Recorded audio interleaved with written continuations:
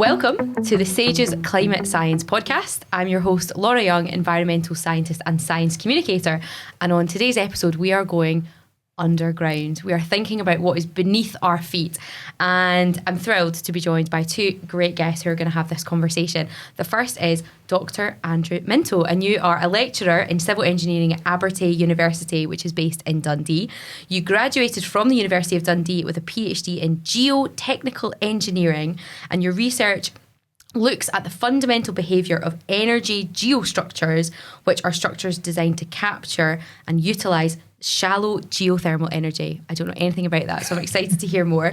And you've developed this interest, and actually you did some work with district heating networks, working closely with Dundee City Council over the summer as part of an internship. So great to have you on the podcast. Thank you. Also, Brady Johnson is here, who is a hydronation scholar and PhD candidate at the University of Aberdeen. Your research focuses on how groundwater can be used to mitigate the impacts of drought, specifically looking at private water users in eastern Scotland, developing more sustainable groundwater resources to think about that water scarcity problem that we have, particularly when we're thinking about frequent extreme climate events. And prior to coming here to Scotland, to the University of Aberdeen, you worked as a hydrogeologist with the Idaho Department of Environmental Quality in the States, and you were monitoring groundwater quality issues across the state and focusing on contaminants and transport of those with mining operations. Welcome to the podcast. Thanks for having me. You both work in the underground world. I mean, you actually work in offices probably, but actually you focus on what's beneath our feet. And Andrew, I'm just wondering, to kick us off, particularly thinking about Scotland, how can our underground environment help us when thinking about climate change and climate resilience? Yeah, so thinking specifically about geothermal energy, I think it's firstly important to distinguish between, when we talk about geothermal energy, between deep geothermal energy, which is probably what most people will associate with places like Iceland, and shallow geothermal energy, which is typically the first 500 metres below ground level. So shallow geothermal energy is not so location specific. It's something that can be utilised much more easily, and it provides that sort of low-grade heat which can be used for domestic heating, which is quite a big thing when we think about how much carbon is emitted from heating our buildings. So from heating homes and commercial buildings and schools and churches and things like that, it's about 23 or 24% of the total carbon emissions is from that industry alone. It's only second behind transport in terms of its carbon emissions. So if we can decarbonise that sector, we can do quite a lot to try and meet our net zero targets. And when you talk about geothermal, so my basic brain, that's you've got the world, inside you've got a really hot bit, and so if we get close to that, we bring up heat. But how does that actually work? Yeah, so actually it comes from two sources. So it comes from solar radiation, so just from the heat from the sun, and also from deep within the Earth's core, and that sort of heat flux of heat moving through the soil layers. And it's constant. The good thing about this heat is that it stays relatively stable in terms of its temperature no matter what time of year it is. So outside of maybe the first or the top 10 or 15 metres or so, which is influenced by atmospheric temperatures. So there's much more variation seasonally with temperatures in the ground. But below that, we have a really, really stable temperature. So somewhere in the region of maybe 15 degrees to about 25 degrees Celsius, up to about 100 metres. We can then use that low-grade heat to heat buildings. So it's not for direct use. It's usually something that's connected to a ground source heat pump, so we can use it to heat our homes. But it's something that is much closer to that target temperature that we want in our houses, so it's quite an efficient system.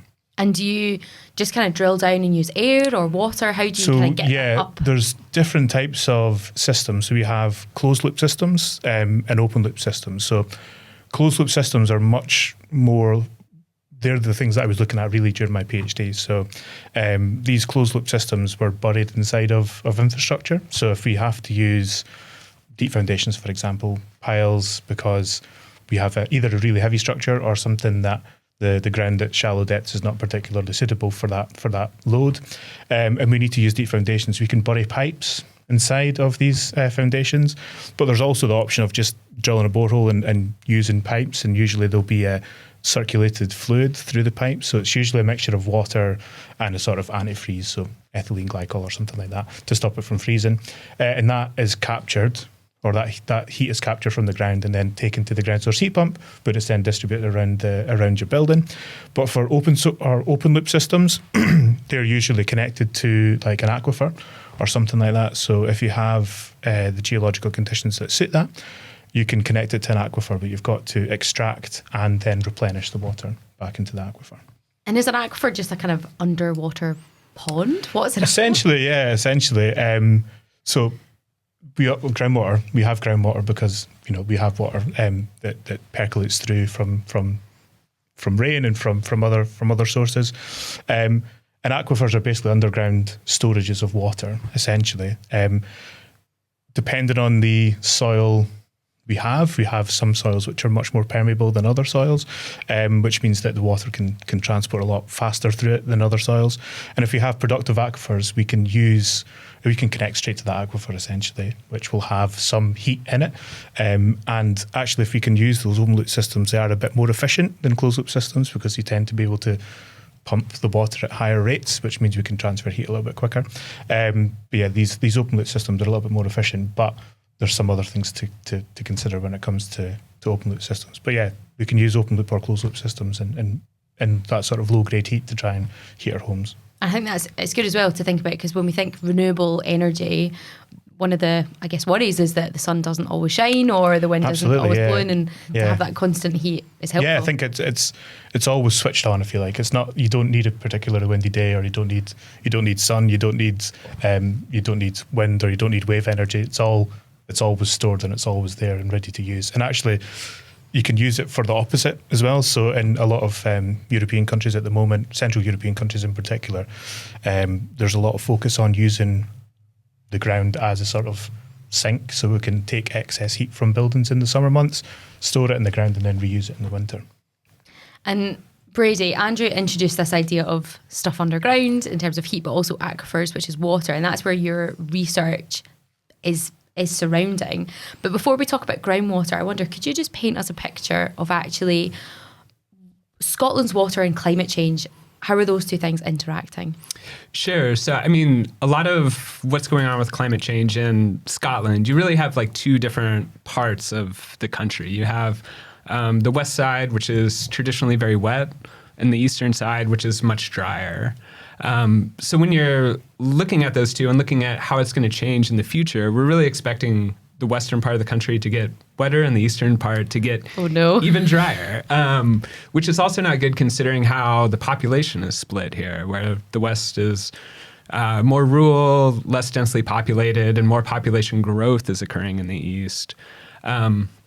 So that kind of sets the stage of the climate. As far as groundwater goes, groundwater probably has more resources in the eastern part of the country, which is good as we talk about resiliency, much kind of like the storage of heat in the ground. The water stored in the ground, that gives us, the source that can provide water for us in kind of the off-season times. Usually we have more precipitation in the wintertime when we're not growing crops, when it's colder, when we're not using water, and less precipitation in the summer when there are agricultural uses, it's hotter, there's more evaporation going on.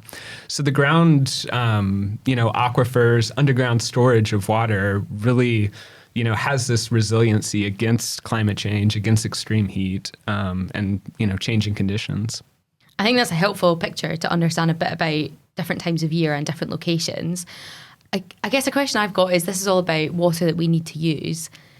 When I turn my tap on, where is my water coming from? Because I guess we've got rivers, lochs, the ocean, which I don't think it'll come from there, aquifers. So where does my water come from? Or does that vary depending on where I live? It definitely varies depending on where you live.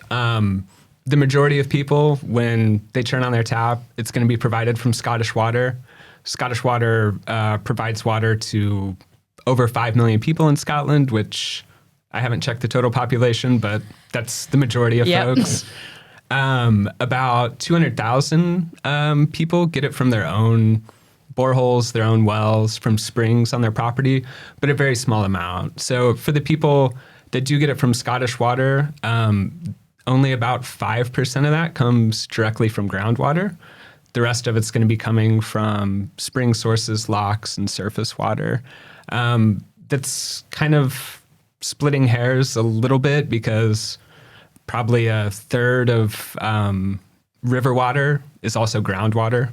Groundwater supplies rivers, and particularly in the summertime when base flow is occurring, in some areas of Scotland, particularly in the east, it's probably almost half groundwater, but we break down those sources depending on how they're treated. So, but for the 200,000 private water users, mostly rural, mostly agricultural type areas, they overwhelmingly use boreholes, and a lot of that's in eastern Scotland as well.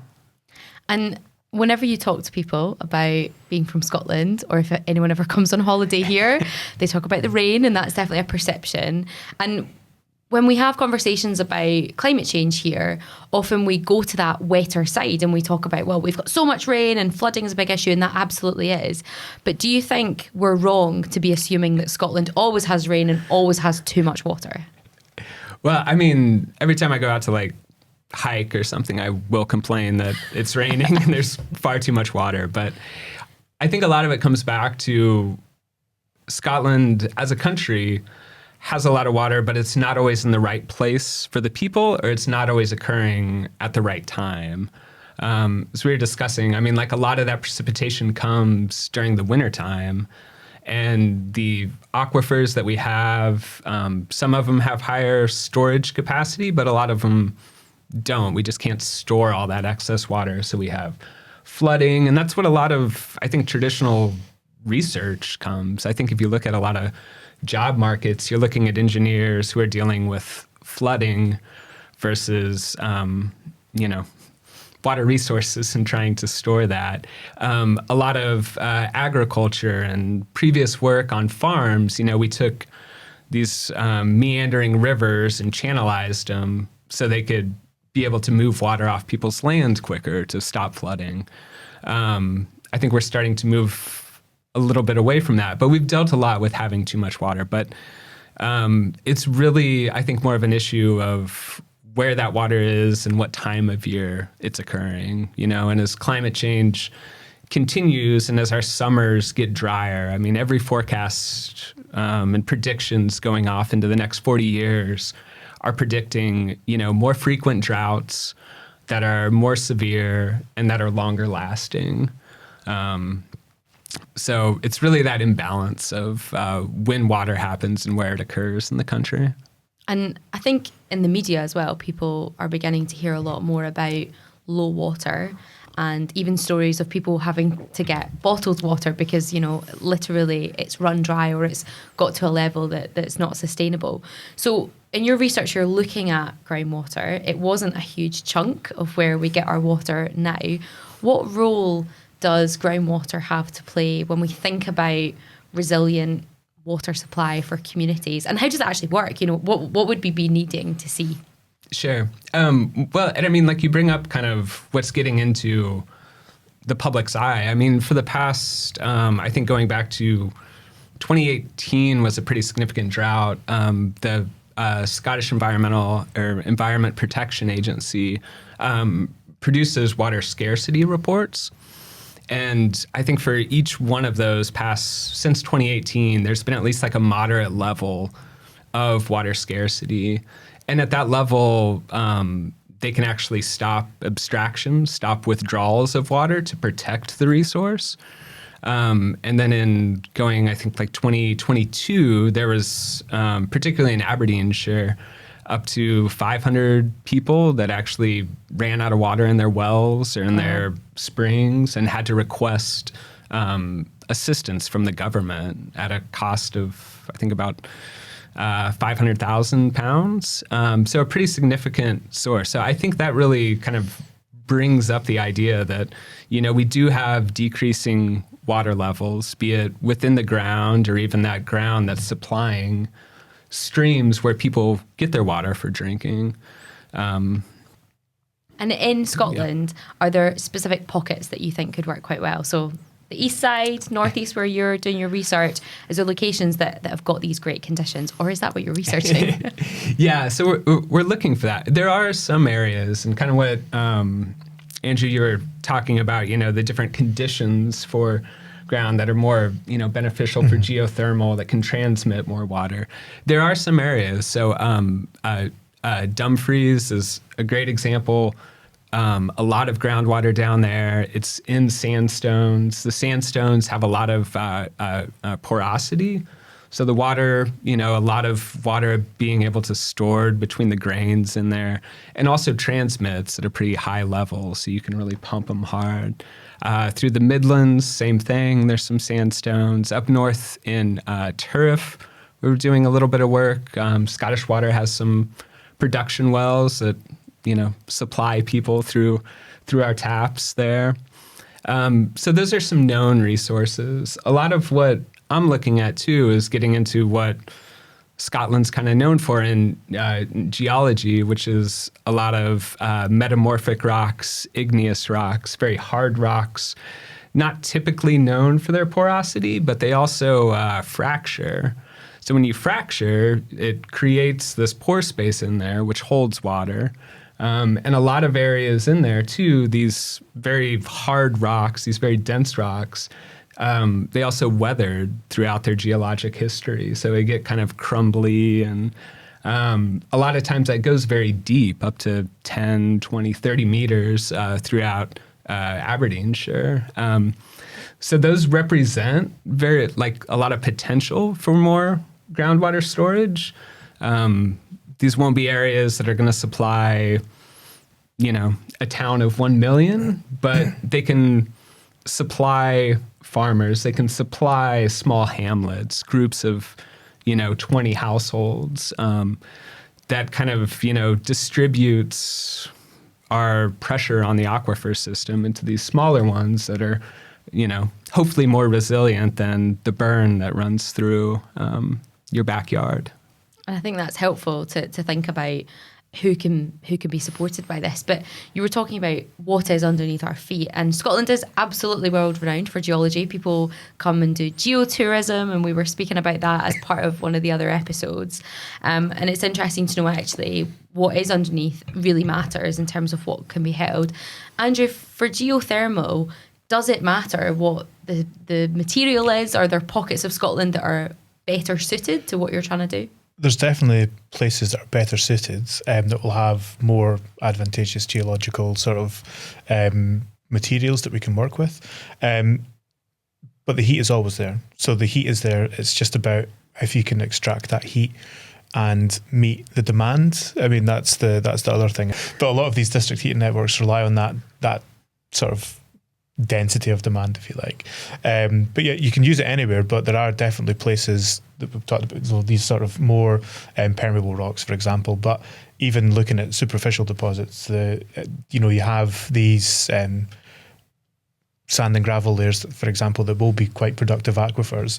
They're definitely much more suited because when we talk about thermal conductivity of soils, there's two ways that that heat can transfer through soils. It can either transfer through particle to particle contact, or it can transfer through the water in the pore spaces. So if you have saturated soil, if you have a lot of groundwater flow, then that's obviously going to mean much, much higher thermal conductivities, which means it's going to be a much more efficient system. But the geothermal design can take into consideration if you don't have those really sort of advantageous geological materials that are available. But there's definitely places that will be much more suited than others. But it can be done anywhere. It just means that you might need other sources to meet the same demand, if you like. And it's part of a lot of studies. So there's been quite a few case studies that have looked at even on sort of city-wide scales. So I was at a conference in October 2023, and there was a lot of people that were looking at city-wide district heating and the potential for city-wide district heating. And someone had presented a case study in Cambridge, and they were looking at, well, if we can drill a certain amount of boreholes and we can look at the demand first and see if there's a possibility to meet the demand. And it averaged out around about 90% of heating demand could be met just through geothermal alone.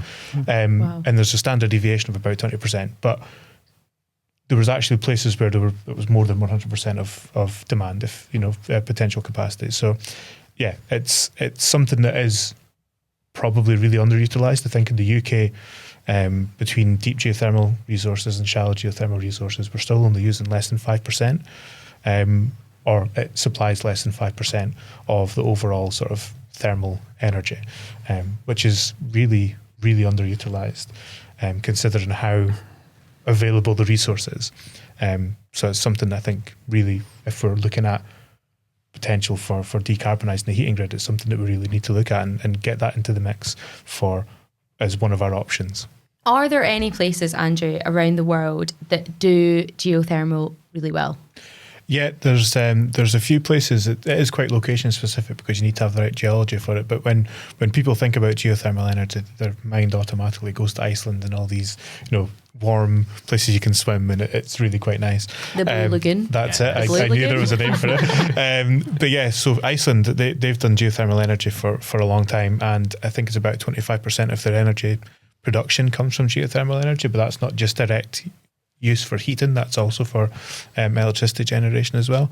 We talked about obviously the Eden project down in Cornwall, and actually there's a lot of interest in the East African Rift Formation, which is sort of the Horn of Africa, if you like, Kenya, Ethiopia, where they have this very specific type of geology that allows them to capture deep geothermal energy at commercially viable depths, which is another country that has quite a lot of energy production, quite a high percentage of their total usage coming from geothermal energy.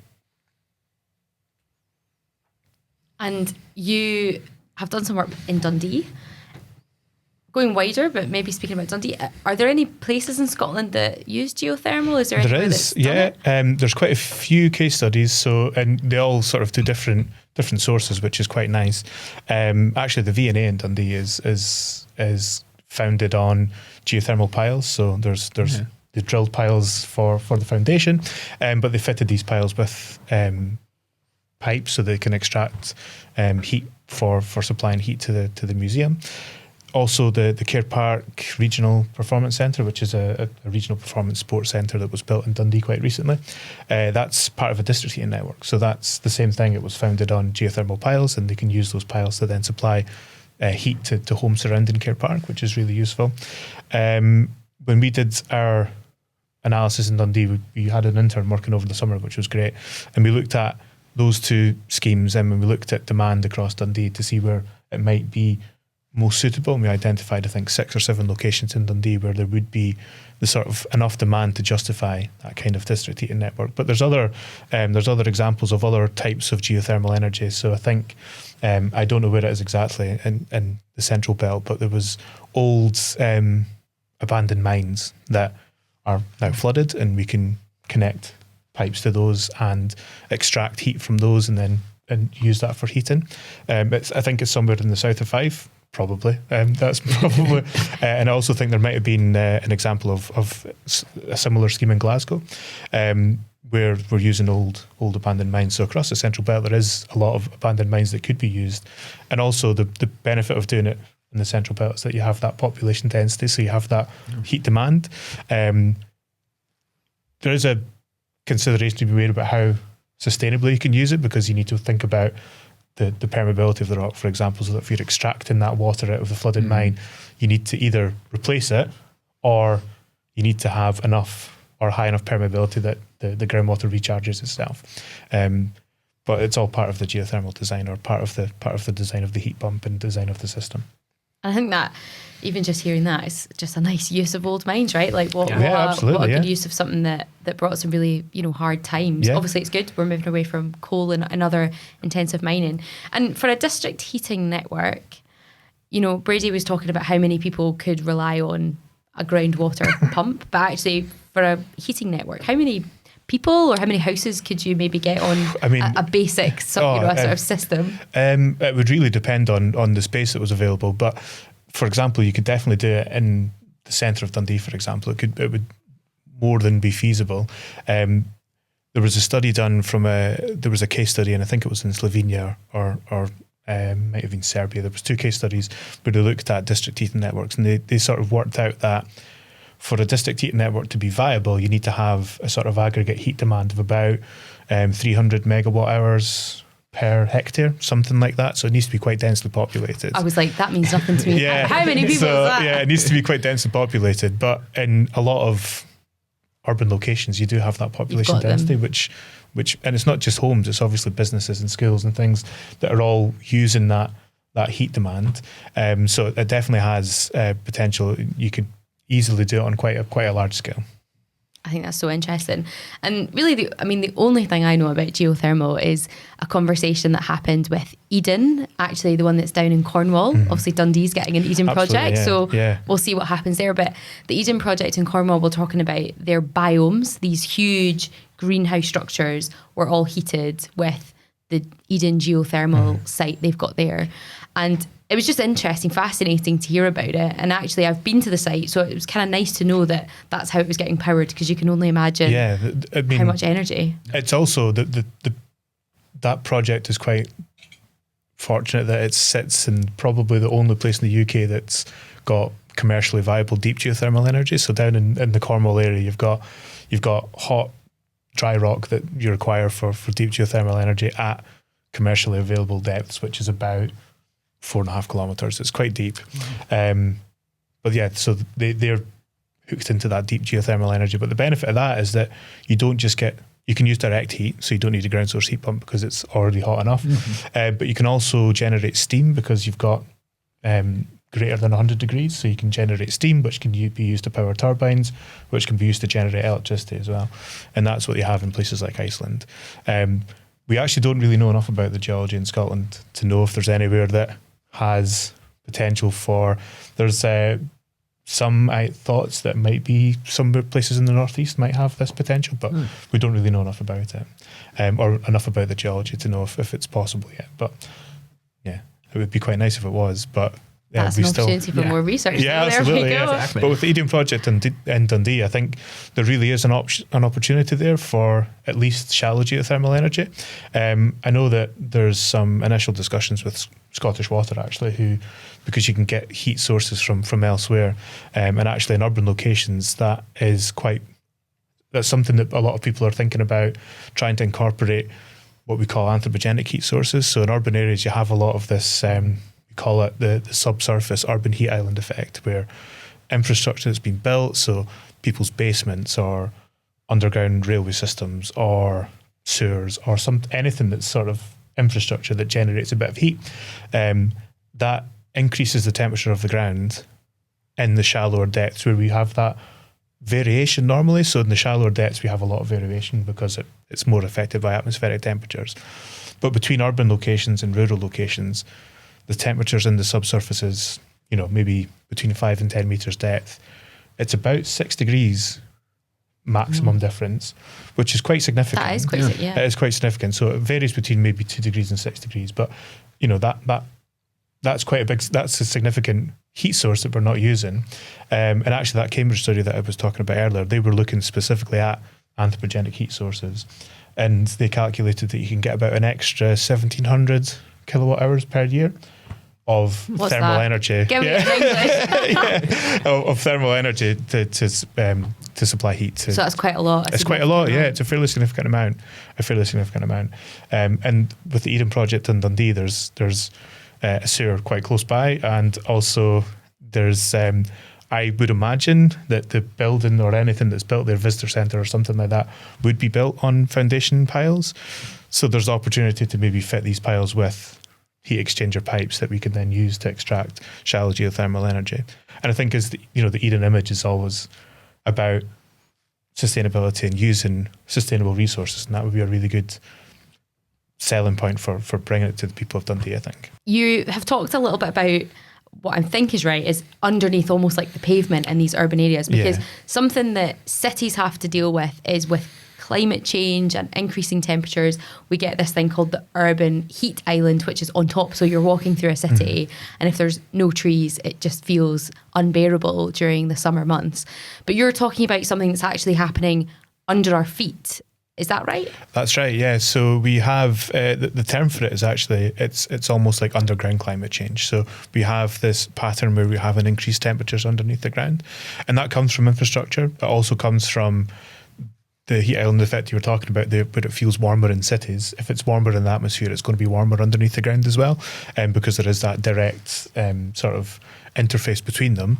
But yeah, where we have infrastructure, particularly paved surfaces, you have really, really high temperatures in the summertime, especially if it's direct sunlight. You end up with, asphalt, for example, really attracts heat, and you could end up with pavements that might be 40, 50, even 60 degrees in really hot weather. And that is a direct interface with the surface, and then obviously that heat is stored in the soil. So we have, and there's quite a lot of environmental impacts that come with that. So habitats are being lost, certain insect species, groundwater quality is something that's a concern as well, if you have increased temperatures.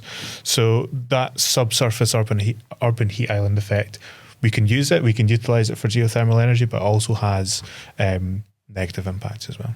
And I think that it's important as well, because actually a lot of urban areas that have the are densely populated is where you need to more think about retrofitting, and you need to think about solutions. And I guess I'm imagining you can't put a ginormous wind turbine in the middle of Dundee. I think enough people would be annoyed about that. And there is a general annoyance about pylons, about wind turbines. Obviously, I think they're beautiful, but not everybody does. But I think I've heard that actually geothermal, on what we see on top of the surface, is about a shipping container size. Yeah, it's not. What do we see when you have a geothermal? So for deep geothermal energy, yeah, there would be something like shipping container size. It's not particularly big. It doesn't take a massive footprint. But for shallow geothermal energy, actually, you don't really see anything, because it's a borehole that's buried in, it's buried underneath the ground. So it's drilled into the ground surface, and you might have some pipework connecting it to a heat pump. But apart from that, that's all you would have for shallow geothermal energy. So it's not something that's visually intrusive, if you like. It's something which you don't really see, which I think is probably beneficial for that sort of community acceptance, if you like, which I think is really important. Yeah. And Brady, if we were looking at a community and you've done all the right research, you work out actually there's a great opportunity to do groundwater, what would you see on the surface? Is it a big intrusive piece of infrastructure? What change would need to happen at that surface level?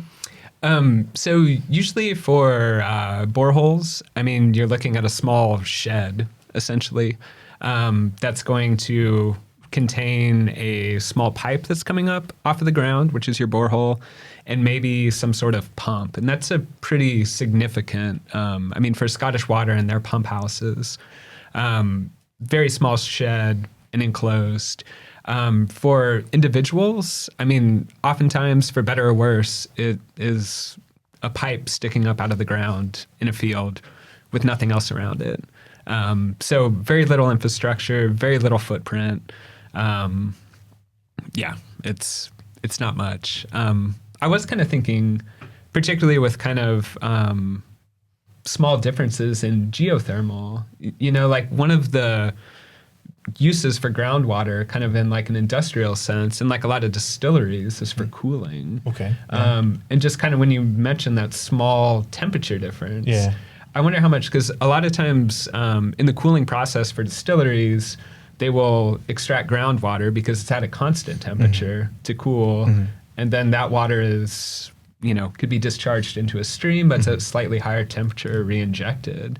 It would be interesting to see if there was enough of a difference to where you could really get some benefits from heating. I think it would be really interesting to find that out, actually. Something that I don't know enough about, but it would be interesting to see if it was something that could be done. Yeah. I think it's all these little opportunities, right? And actually looking at things differently and working how we can do together. And I think with both water and energy, with water, we take for granted that we can pull it all out of something that we can see, whether that's a river or a loch. And with energy, we used to just have one source, right? Fossil fuels. But actually, as we've journeyed, we've realised for climate resilience, we need water from lots of different sources, because actually our water landscape, the water cycle is changing. And so we need groundwater along with surface water and other aspects. And the same's happening with energy, right? We don't we don't want to use fossil fuels. Yeah, absolutely. We want to move towards, but actually there is no like for like. We need to do a bit of wind, a bit of solar, a bit of geothermal, a bit of, it's a mixture.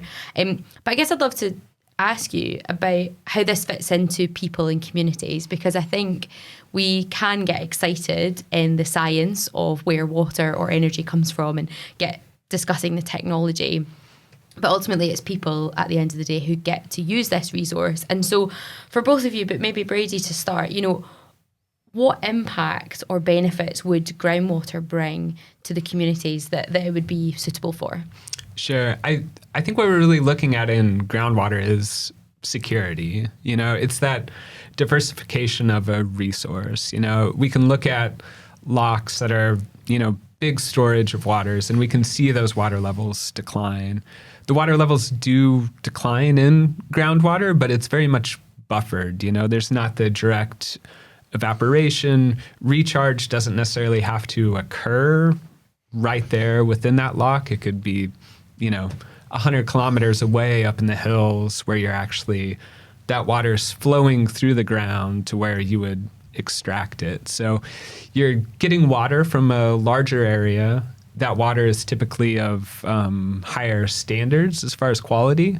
You think about water that's applied to fields that, picks up certain nutrients, has pesticides or anything that's coming off road waste and oils. That's as it moves through the soil, that gets diluted, concentrations decrease, So typically a higher standard of water, but it's really security and, like a more reliable resource for people.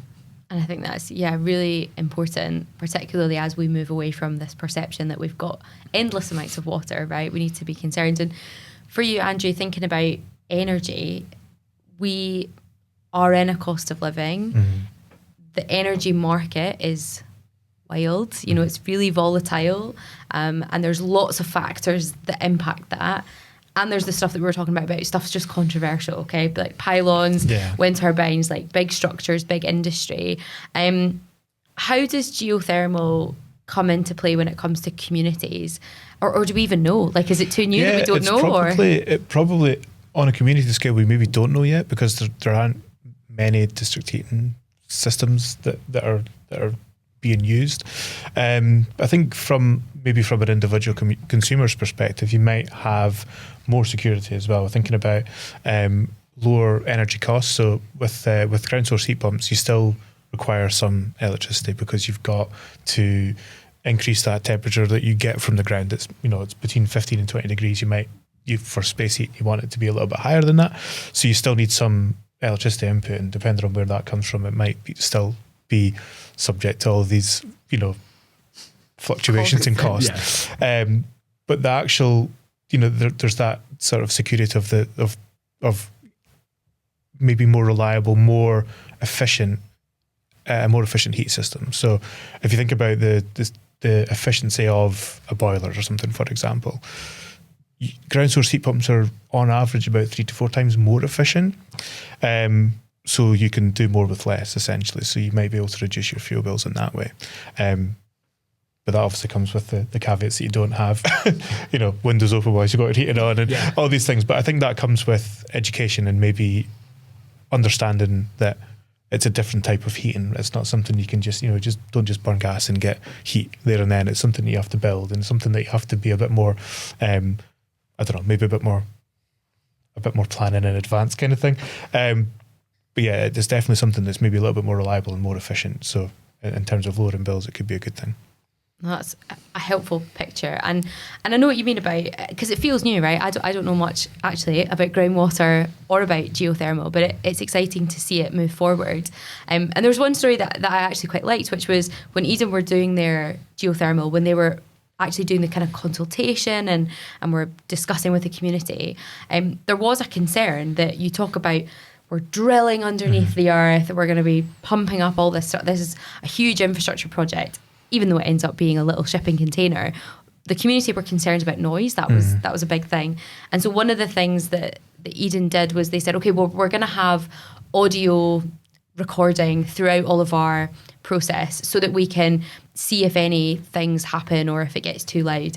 And they said throughout the whole infrastructure building construction phase, the loudest thing that was picked up on the audio recorder was the dawn chorus of the birds. And actually I thought that was quite a sweet story though, but actually I think it was a helpful way to say, you know, here is a community's genuine concern, but let's actually figure out what the reality is. And I thought it was such a lovely way to say, actually, you know, it's not as intrusive as we maybe presume, but actually nature is taking over, which I thought was quite sweet. Yeah, it's definitely not as intrusive as people might think.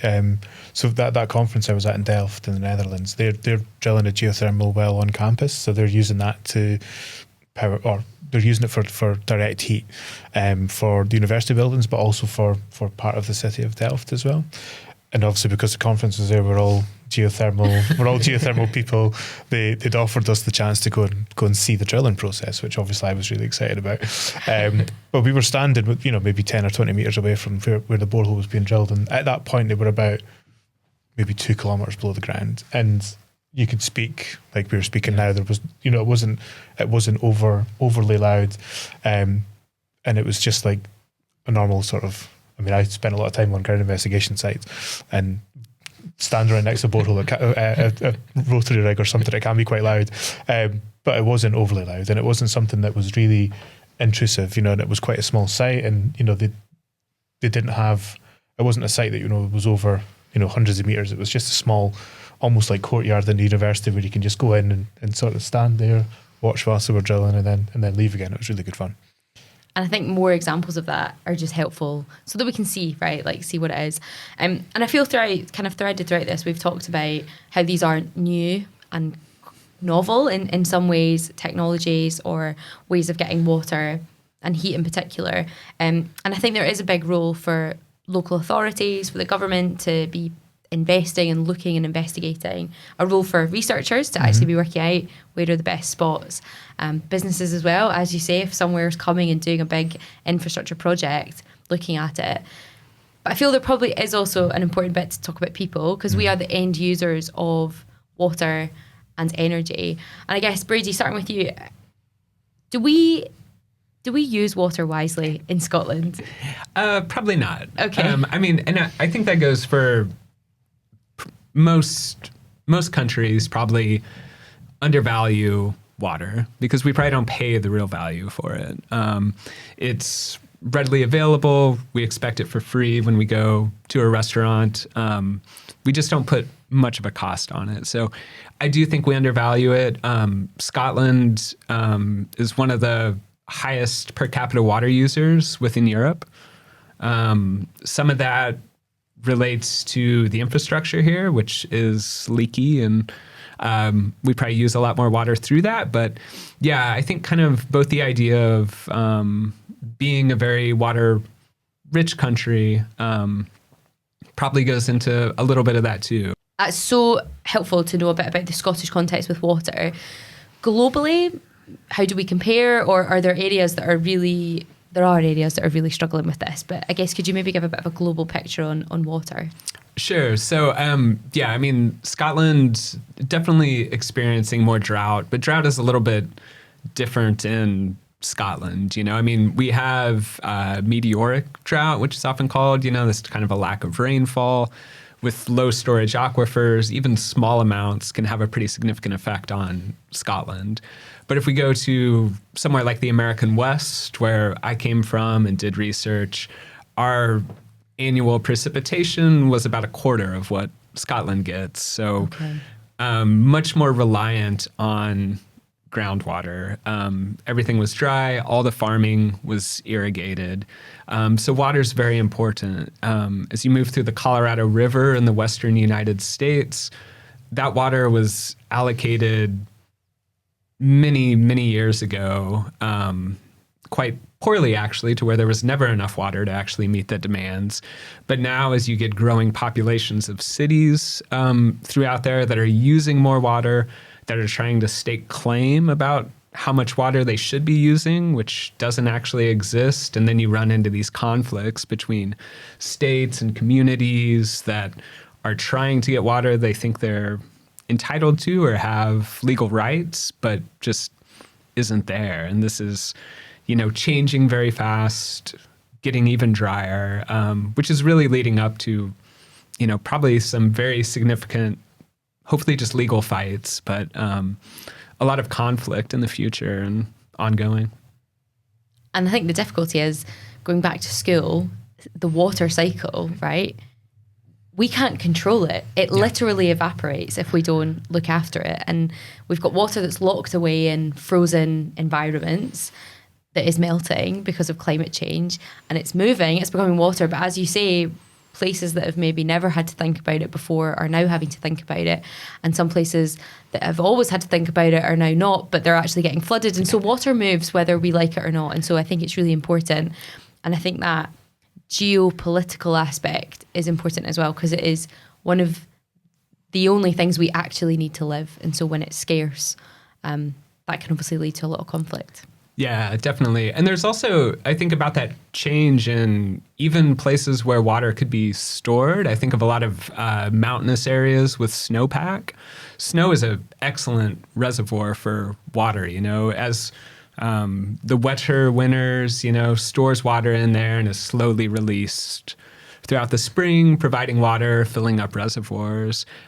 Through climate change, you're getting less snowpack, more rain events in the spring that creates these catastrophic events, which the infrastructure that was built in the time 50 years ago can't store that water anymore. So even when we do have infrastructure in place, it's just not applicable to the current climate conditions. I mean, plus side going for Scotland, we don't really use it in agriculture, which is a huge usage. If you go into other places that actually have irrigated croplands.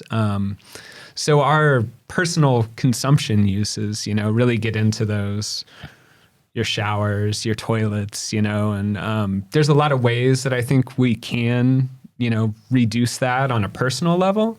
But I think a lot of it goes too is holding the companies accountable, really looking into those leakage rates. The leakage rates for Scottish Water, for public systems, is on the high side of in Europe and one of the highest within the UK. That's almost 25% of the water that Scottish Water supplies is leaked before it ever gets to. And that's clean. That is before, their supply, before it gets into your house, is lost. That's higher than a lot of other water providers. It's not outrageous outlier, but that's a significant amount that we should really, be holding people accountable for as far as investing in infrastructure, aside from what we do personally, but also investing in the future to bring that down. So do we have to get ready for maybe a bit of disruption while we fix that? I guess I'm wondering, where is our water infrastructure? It's beneath roads, it's beneath homes. So is that, I guess, as us, do we have to maybe get ready to see change if we're asking for it? Yeah, I mean, I think so. I know there's a lot of kind of work looking at when new infrastructure projects are going in place, whether it's new construction, to kind of reassess what that existing infrastructure is, particularly for water, and being able to do upgrades during that to minimize it. I mean, I advocate that as far as the common sense. I realize there's a lot more planning that goes in there that's outside of my realm, but it's probably another engineering. I was like, we need to find an engineer. It's another engineering challenge, I think. This is why we like engineers. We can push it off. And speaking of engineers, we've got one, Andrew. I know, yeah. Actually, that's I had no idea that was as bad as 25%. That's really not. Yeah, that's really not something I expected to hear. So, but yeah. When you see people ripping up roads, it's usually to get to the infrastructure that's buried underneath. And it is a bit of a pain because, you try to go to work and you turn up and they've not told you that the road's closed, and then you have to turn around and go elsewhere. It feels like in Dundee at the moment that almost every second road is either closed or being resurfaced or something like that. But actually, it is good to know that when they're doing that, we're hopefully dealing with a lot of issues. And actually, our water infrastructure, not to try and promote it, but actually it was amazing, you know, when it was first built. We've just maybe not given it the attention that it's needed recently, maybe, and taken for granted actually both water as a user and the structure. I think they definitely do take it for granted. I mean, I know absolutely. myself, I definitely take it for granted. You know, with a sort of climate conscious mind, I want to use less, but it's so hard to actually use less. You know, it feels like everyone could definitely do more. It's not something that maybe doing well as a country, but we definitely could do more, I think. Yeah, and I mean, there has been change. I mean, if you look over the past 20 years, I mean, I think Scottish Water has pretty much cut in half their overall leakage rates from pipes. I don't know how much of that's concerted effort to fix it versus going in. But I mean, if you kind of think about too, all of the connections and how, distributed people are that are on Scottish Water, there's a lot of pipe, there's a lot of aging infrastructure. There's a lot to go after, and a lot of it has improved, but I still think we have, we have the ability to do more. That there is quite a big link between what I was talking about earlier with that subsurface urban heat island effect. So in urban areas, when you have this heated, shallower soils, or just below the ground, that is having an impact on infrastructure. It definitely has an impact on infrastructure. You know, all materials expand and contract when they're heated and cooled. So if you've got significant differences in temperatures between seasons in the shallower ground where all our infrastructure is buried, then you're bound to have material fatigue, and things start to come loose and start to leak, and so that it's obviously making a big impact. Yeah, and it probably doesn't help when people flush stuff down the toilet. They shouldn't, definitely not. Make these big fat burps that you see, and so no wet wipes, no tampons, no fats and oils down the drain. You need to get the plug in every time you can. But I guess, Andrew, for you, energy, we are the end users, and I guess energy leakage, maybe you told that story of don't put your heating on and then open the windows. Absolutely, above what we all probably know already, what role do we play in just helping? Because I think often when we talk about net zero, which is that buzzword of trying to bring our emissions down with a bit of balancing the scales to hit zero, or we talk about pushing to renewable, a bit I always feel is missing though is bringing down usage. Like we always keep going, how do we just swap from fossil fuels to renewables without saying, but we actually use a lot of energy? Yeah, I think bringing down usage it comes from properly insulating people's homes and things. That's probably... that'll have more impact than anything else. I think in terms of usage, we definitely probably do have certain tendencies to not use it particularly wisely. But I think a lot of that, again, it's proper insulation will definitely have much more of an impact than anything an individual consumer could do, I would imagine. I don't know if there's any studies on that. It'd be quite interesting to see if there is the impact of that. But it's the same as every type of energy source. But I think where we might see more uptake of things like geothermal energy or shallow geothermal energy and heat pumps, it is expensive. For if you're installing one for your house, for example, it would be quite expensive. You're looking at thousands and thousands of pounds.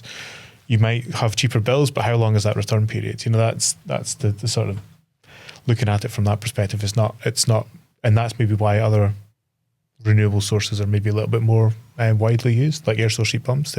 You have to buy the heat pump, but you don't need the infrastructure. You don't need to drill a 200-meter borehole in your back garden. That's the reality. It costs a lot of money to drill. So that needs to be, but I think if there's more investment, I would say probably the local authorities are the statutory body that you would look at to maybe make things a little bit cheaper, or maybe to subsidise it, or maybe to drill district heating systems so that it's not on the individual person to actually purchase that themselves. And that will work where we have the population density to justify it. And in these urban areas we probably do, and it's something I think that would make it much more viable, make it much more economically possible. Usually when we're assessing the potential of geothermal energy, we usually break it up into sort of theoretical potential, which is basically just how much thermal energy is stored in the ground. A lot. The technical potential, which is, well, how much can we actually extract? And then there's the economic potential, which is how much can we, how sustainable is it going to be, and how long is the return period going to be? And that's what we have to think about. And I think that's where the local authorities, or maybe it's government, I don't know, that can come in and maybe make things a little bit cheaper so that people can actually use these systems. And maybe then there's an extra pillar that you need to think about, which is social benefit, right? Absolutely, yeah. It's not just like how much, it's like how much more dignity does this give people who get to turn on their heating versus not? I know that's true. I mean, especially now when we're just talking about the cost of living and how expensive things are. Everyone's heating bills over the last year or 2 years have probably almost doubled. I mean, I know mine almost doubled or at least doubled. It's not sustainable. We can't keep going that way. We need to look at other ways of making sure we're not using too much energy. And if that is subsidised systems or better insulation, and actually to give Dundee City Council its credit, a lot of the council housing in Dundee, they've had a big programme of insulation, or building insulation or putting insulation into people's homes to make them much more efficient. And I think that they need much more of that. And I think that's the key thing, isn't it? And that's where I'm a campaigner at heart, right? So I'm thinking, what's the next campaign? But it is political decisions, and particularly thinking about where you've got rural communities that don't have many options for water, or you've got people with dodgy landlords who don't have they don't have double glazing, they don't have insulation. Actually thinking of how do we policy wise kind of nudge it forward to enhance these things, I think. Yeah, it's really important. Well, and you start thinking things like that. I mean, as far as, bring back kind of the thing that happened throughout Aberdeenshire, where we were, local governments were spending £500,000 to provide containerized water for people due to climate impacts. There's going to be a time where that money is going to be better spent installing wells for people, for the geothermal part, for installing that rather than giving people credits to pay for higher energy. Yeah, that's true. I think there needs to be that investment. And it's where you do that investment. You invest up front and then have the infrastructure in place for when we will need it. We definitely will need it. And rather than that sort of reactive, £500,000 here and there that you're never really accounted for in the first place. And I see that becoming even more of a issue as far as climate change occurring with hotter times. I mean, the groundwater supplies, the water supplies in general, are just going to become under more stress. And I think heating is going to be it's huge. Very similar. I think, politically, obviously, it is a political thing where governments will have to spend money. Of course, they're going to have to spend money, but I think the cost of inaction is so much higher. And I think that's what, I don't know if politicians realise it yet, but they definitely will realise it soon when things start to get a lot worse. The cost of inaction is so much higher than the cost of action now. So it's just trying to make sure that investment is here and it's not reactively spending in 10 years' time when things are already starting to get a lot worse. So and I think that is a great place to wrap up, because actually what we've done is discuss these two really exciting initiatives and spaces, both happening in the same space underground, but actually they have so much potential. But it is about raising awareness both for communities to be pushing for these kind of things or know about them, but also to give confidence that the research is happening, that we can embark on these journeys to help with climate resilient places that are also not costing a fortune to communities, whether it's with water or energy. So thank you so much for sharing all of your knowledge and being a part of this podcast. That has been Brady Johnson and Dr. Andrew Minto. Thank you very much. Thank you for having us. Thanks, Laura. Thank you.